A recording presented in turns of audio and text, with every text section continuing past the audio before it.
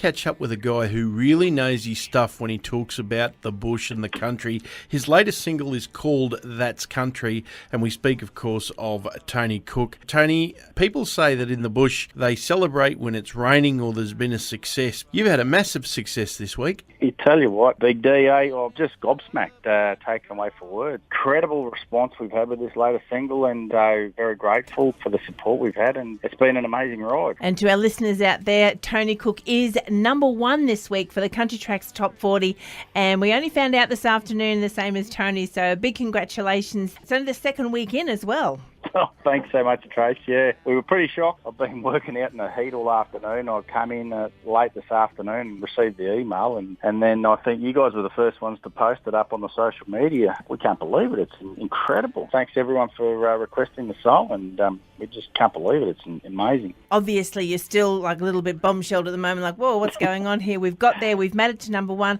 But what does that actually mean to you as a songwriter and as a recording artist? What does that mean, hitting that number one so early? I've got to say it's quite humbling, to be honest with you, Tracy. Like, I never really wanted to get into this game about my music or trying to better myself or, promote myself. It's mainly about the bush. I'm passionate about the outback, the people that live and breathe the outback and live in these remote regional areas. They do it so tough. I guess that's why I penned the song, and it's been a work in progress for nearly 15, 20 years, this song. It means a lot personally to sort of achieve this goal so amazingly, because it tells me that people sort of like what you do and what you talk about and what you believe in. It's really humbling. I suppose you'd trade a number one for 4 inches of rain right about now?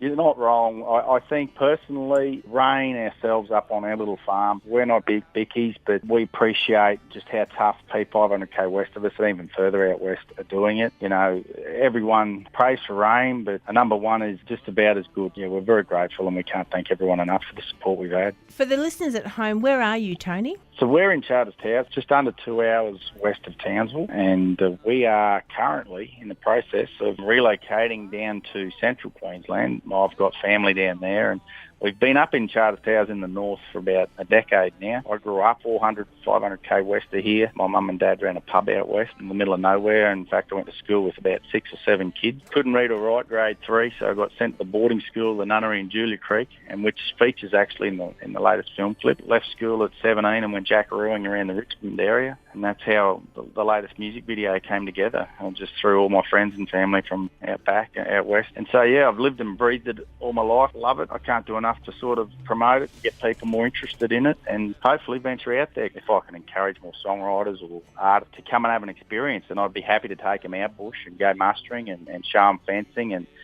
worrying about water out of your rainwater tanks, and when's the next rainfall going to happen, These are the things that we struggle with every day. It's something I'm starting to get a bit emotional, actually, because it's such an important subject. I don't think people are sort of aware of it as much down in the south and in the cities. If we can highlight some of these things, it's nice to try to give something back and promote the outback, put their stories into song, and they love it, very passionate about it, and they jump on board. It's what Slim did really good too, is Slim wrote songs about the bush, and everyone sort of loved to hear them. And I think what you make is a very good point there, is we talk to a lot of songwriters and they'll say, it wasn't until I had that first breakup, or it wasn't until I had my first child, now I've got children to understand, what it's like, da-da-da-da-da. So if you do want to write about the bush, it's a good idea to get out there and experience exactly what it's like. It's all good to say, I can taste the dust and I can, the flies are in my mouth and I can do this and it's dry out there and la, la. It's all good to say that, but until you actually feel it and know it,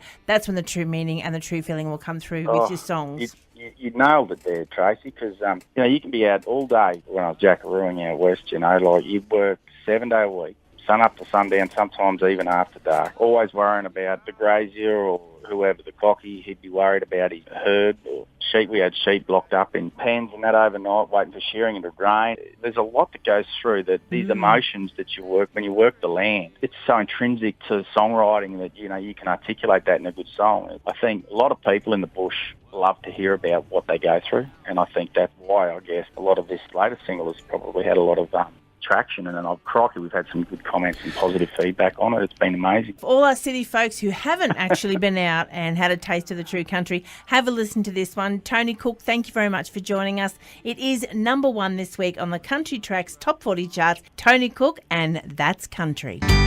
Blue, the dog jumps off the truck, licks you in the face as you're getting up. And that's country.